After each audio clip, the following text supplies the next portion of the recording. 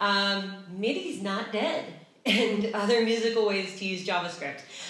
This talk was kind of an interesting, it came about in a very interesting way. I didn't just wake up one morning and go, I want to make a JavaScript band. It kind of was a lot of different events that kind of collided together to be like, oh, okay, let's make a JavaScript band. But one of the main things I learned from it was that MIDI is in fact not dead. If you think of MIDI, you might think of the old music files you used to hear on MySpace pages, but MIDI is also a communications protocol for music that is still very much alive and very much used. In fact, both of the instruments that I have with me use MIDI to communicate via Node, and everything you see here was programmed in JavaScript, either Node.js or in the browser. So for those wondering who are you anyways, I'm Kas Wren. I am a developer advocate at Cloudflare. I am an IoT author of 2 books and a chapter on about JavaScript on hardware. I am a self-taught EE major. I am agender. I know that's really hard to deal with in French. And I am a budding musician. I've only just started playing the bass a few months ago, so bear with me. But yeah, that's more about me. And that was me at my wedding. My wedding, of course, had light-up clothing because why wouldn't it? So let's talk a little bit about building a JS band. The first part is the bass, which is a lesson in MIDI, music theory, and project complexity. What I wanted my bass to light up in a way that had something to do with what was being played. I didn't quite know how or what at the time, so I started reading music theory books, and I was like, okay, what can I do to make this work? And I found this really interesting diagram of a circle of the notes and how they're evenly distributed. And I thought immediately of a hue circle that you see when you're looking at a color picker. And so when I overlapped the two together, it came together in my mind. Okay, cool. I want to make it to where it plays the color of the note that's being played. So it lights up rainbow when it's silent, and it uses the hue note wheel on the previous slide to light up the color of the note being played. Actually, let me plug it in. I'm going to do a short demonstration here in a moment. Got a battery pack in my pocket because, of course, I do. All right, plug that in. All right, that's booting. Awesome. So this is what it looks like. Well, actually, that's what it looks like, but that's what it conceptually looks like. So what you've got is with the bass, which is much less rectangular in practice, and it feeds into what's called an ABY switch, which is kind of like a headphone splitter. And there's a reason for that. When I talk about project complexity, my thought was, okay, I have that Rocksmith Realtone cable, I'll just feed that into Node.js and done, right? No, it's super proprietary and doesn't quite work. So what I needed was the ABY switch, and it feeds into a Sonos MIDI converter. So it converts the analog signal of the bass into the digital MIDI protocol to say what note is playing. There we go, it's lit up. Yay. And then the Rocksmith Realtone cable is actually used so that my computer can be used as an amp.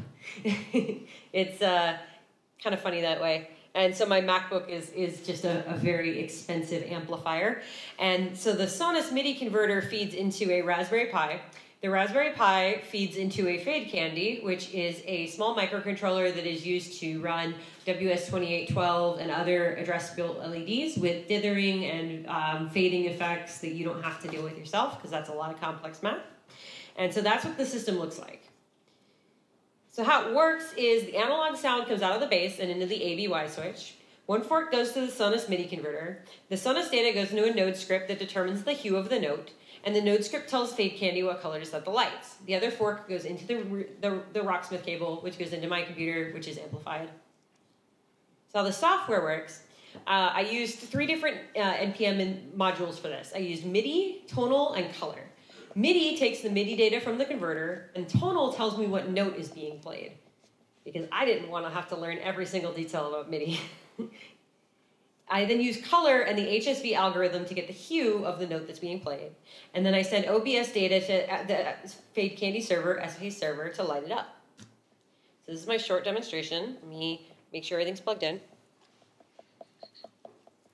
Plug this into the computer, or not. We'll figure out what fell in just a moment. Oh, nothing much. It's fine. We'll be fine. Things are a little tangled. I had to actually buy this bass today because my bass broke on my transatlantic trip, so my setup's a little tangled. All right. Yes, yes, yes. You think you're playing a note. Okay, let's make sure my amp's working. Nope. Of course not. Here we are. No, I don't want to use DisplayPort.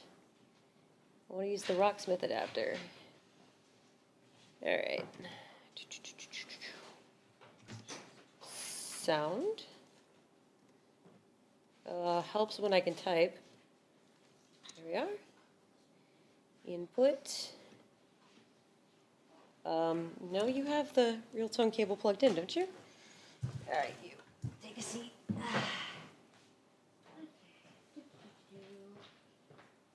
sure everything's plugged in. Oh, aha! Figured out what fell. It's this one. Yeah, I figured out what fell. The Rocksmith cable came apart. I forgot to untether it. You need to plug this one. Oh, I forgot to plug this in the laptop. Yes, thank you. Okay. I'm going to plug this together. And then it should say, there's the cable. Yes, I want to use, no, don't use external headphones. I do use external headphones. Dang it.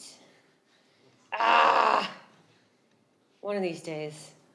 Okay, and then Rocksmith. Okay, I'm going to turn this up a little bit. Well, I think, is it seeing it yet? Well, the guitar knows it's being played. Sorry about this, y'all. We're learning as we go. It's the first time I've been, oh, okay, it's definitely still using my microphone. So what we're gonna do is we're gonna do what I always do, which is unplug it and plug it back in again because I'm married to an IT person. So that has become my reflex for everything, is to replug it, unplug it, and plug it back in.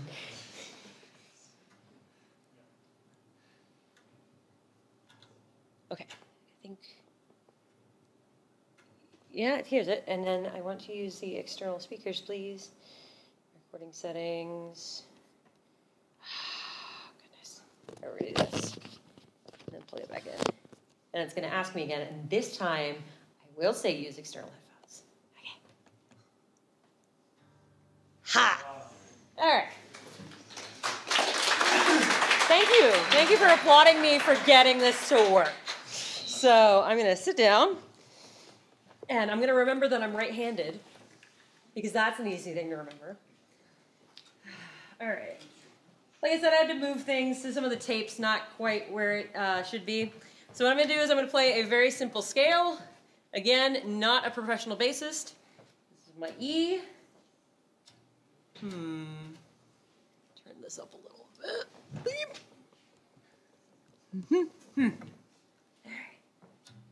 All right, there we go. E.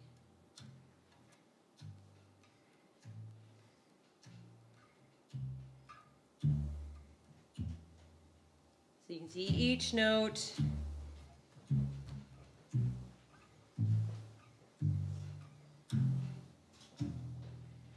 Sometimes it skips a note or two. Still working on that. I will talk about that on my limitation slide. And oh my goodness, this just really does not want to stick to the guitar at all, does it? Funny how tape works. When you move it from one guitar to another, all of a sudden it decides not to work. Speaking of, if anybody knows a place where I can get good double-sided tape, let me know after this. All right, so that's my short demonstration. Really, even you're gonna fall off now? Really? You were the reliable one. And yes, I yell at my robots all the time. I'm not talking to myself, I'm talking to the robots. Because that makes me slightly less crazy. All right. Come on. You get back where you belong. Sit. Stay. Turn around. Because otherwise I will knock this right off the chair.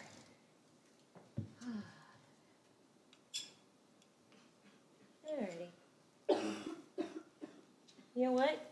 You're in trouble. You're going to get reboot. That's what you were. You're going to get reboot right now. Alright. Just going to reboot that. Doop. Reboot that for the full demonstration. Alright. So we've played a chord. Now, for some limitations. The size converter is monotone, which means it doesn't take in chords, and it means when multiple notes are played, it outputs the average note that's being played. So if I play like a C and a D sharp, it kind of goes in the middle of C and D sharp and wavers between them, and so the LEDs kind of like flash forward, and if I play like an E and a G, it'll go to an F. So it's kind of tricky that way. Electrical noise is a thing. When you have an electrical bass and you've got electrical stuff around it, sometimes that can generate noise that can confuse the LEDs. I've electrically isolated the wires, so that's contained most of the noise, but there's still a little bit of noise going on, which I'm working with my engineer father to figure out, all right, where do we find the ground? How do we get the wires to not hate each other, etc. The third one is I'm not a professional bassist. Like I said, I've only been playing for a few months, but you know, I'm trying, making progress. So the messaging system. This is because bandmates have to talk to each other, and because I don't want to have to type and then immediately grab my bass and start playing. My communication system is just a Node WebSocket server. It receives and broadcasts messages to and from instruments, and I named it Maestro because that made sense to me. It just takes in messages from connected clients and broadcasts them out. So if it receives the message play song, it broadcasts the message start song, for instance. So it's just I just added these slides in here to point out that there is a communication system between the instruments. Speaking of instruments, I've got this controller. It is an Ableton Launchpad V2. It's got lots of buttons and lots of RGB LEDs, which are two of my favorite things. And the controller is because typing and playing bass don't mix. It's, like I mentioned, it's got lots of buttons, RGB LEDs. It can play MP3s on cue. Oh, that's loud. But that may give away the song I'm going to play in a little bit, but I don't care. I'm going to do it one more time. All right, I'm just glad it worked. And it sends messages to the communication system. So when I hit send A, it will start my singer, which thankfully is not me, because I don't want to hurt your ears any more than I just did with that noise. So how it works, I took a fork of the Ableton Mark II library for button events and lighting. I kind of had to change it a little bit. It used to basically segfault if I hit any of these buttons on the side or on the top, so I forked it and kind of fixed that bug. It's not being actively maintained, so my pull request is just kind of sitting there, so I'm still just using my fork. I'm using Node MP3 player for the MP3 sounds that I'm queued up, and I use a WebSocket to connect Maestro and send events. So the melody and drum player, because a bass does not a band make, at least not my bass. So what is it? It's Tone.js running in a browser. It has a WebSocket connection to Maestro. It has GIFs, because of course it does. And it plays the melody and drum parts with a cue so that I know when to start playing the bass. You know, like how a drummer goes 1, 2, 3, 4. It does the same thing here. So we're going to play a song. All right. First, I'm going to turn the bass back on, and it's going to work. You're going to work. Now, we're going to go to GarageBand and make sure this still works. No, it does not. All right. Well, IT, unplug it, plug it back in. Ow, loud. Double loud. Ah, musical instruments and live demos, aren't they great? The two least finicky things in the world combined. Musical instruments and live demonstrations. Come on, there we go. Actually, let's put this way so there's less strain on it. All right, cool. Now, the lighting system. All right. Why isn't the ring lighting up? You know what? It's sending data out to the square. I will figure out why it's not lighting up after the talk. You know how it goes. All right. You are just making my day harder. All right. Okay. Right-handed. Now, I'm going to move the controller over here because it's going to start my song for me. Oh. Stay. All right, and then I'm going to pull up my melody player. I'm going to refresh it, Sometimes it acts funky. Then I'm going to test it.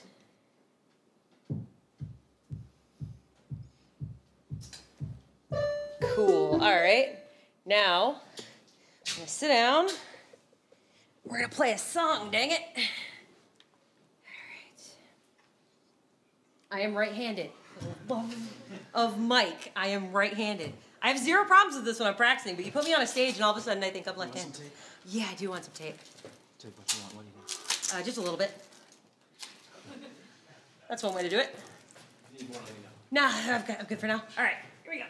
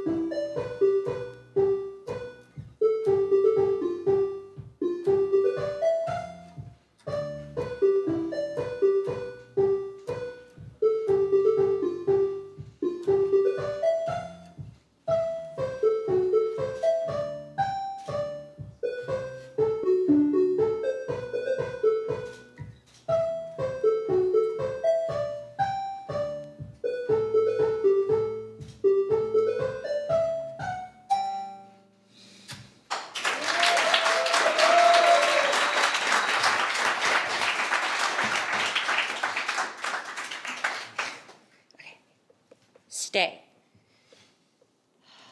All right. How that worked. Pressing a button on the controller sent play song to Maestro. Maestro said, sweet, I'm playing a song, and sent start song to all instruments, including the browser. The browser then said, okay, I'm cued. I'm going to play the 8 drum notes that tell Kas, hey, wake up, let's play bass. And then I played along, and the lights did their thing, for the most part. The ring is acting a little funky, but we'll figure that out. What's the point? The point is, Node is 10 years old. I remember when Node was started. I remember thinking, wow, Node or JS outside the browser, that's not going anywhere. I was wrong. Shocking. Look what we can do with Node, and look what you can do with Node. And then I have one final statement that really doesn't have anything to do with Node or instruments, but it's kind of artistic. If you were a hiring manager in this crowd right now, I want you to work very, very hard to hire someone different from you in some way or another. There are so many people that look alike and have the same ideas in tech, and we need that to change. So if you are a hiring manager in this crowd, I challenge you to hire someone different from you. I don't care how, be it gender, be it lack of gender, be it race, be it sexual identity, be it anything. Just do it. And I know it's hard, and I don't care. Do it anyway. Thank you very much.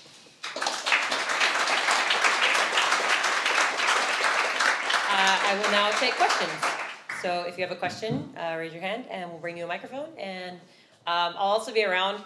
My coworker has had his eyes on playing with this, and he is a much better bassist than I am. So I'll probably just let him roam free with it during the cocktail hour, so you can ask me questions about how it works while he's playing it. Connor, if you're around, that's totally your cue. But yeah, any questions?